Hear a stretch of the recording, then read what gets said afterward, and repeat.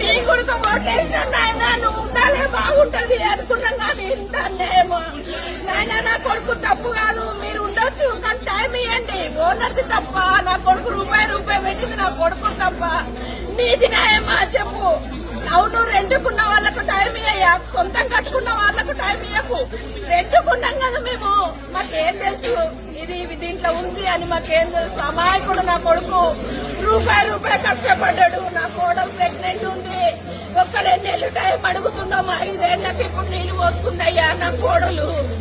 నీ కొడుకు తెలుసు అన్న వంశం అంటే ఏంటి అనేది, పిల్లలు అంటే ఏంటనేది. మేము ఎంత కష్టపడ్డా